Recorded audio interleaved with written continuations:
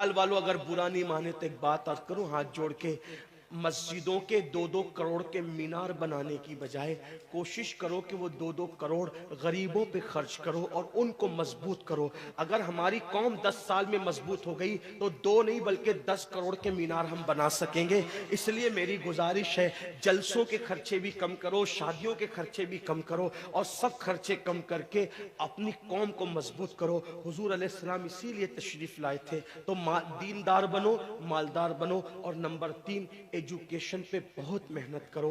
कोई भी जाहिल न रहे, कोई भी अनपढ़ न रहे। खूब खूब पढ़ाओ अपने बच्चों को।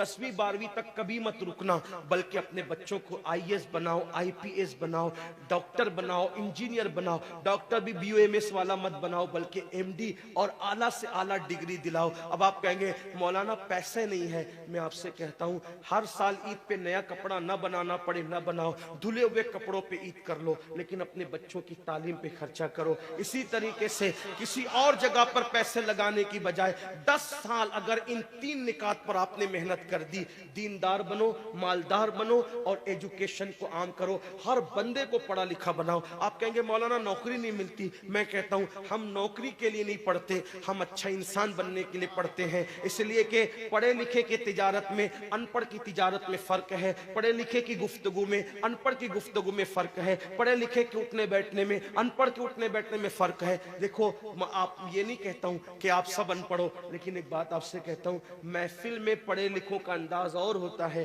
अनपढ़ लोगों का अंदाज और होता है। खाने में, पीने में, उठने में, बैठने में तालीम को आम करो।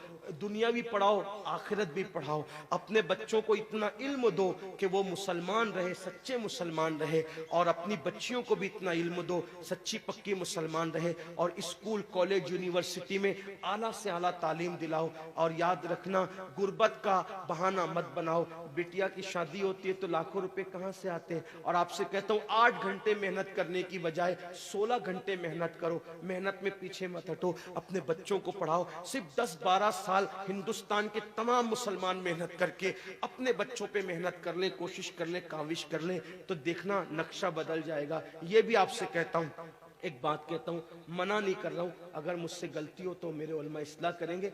आप मेरी जात को देख के कबूल नहीं करना। बाप के चेहलुम पर 40 देग पकाने की बजाय 1 देग पकाओ। उन 40 देगों का खर्चा बचाकर किसी बच्चे की तालीम पर अपने बाप के इसाले सवाब के लिए खर्चा कर दो।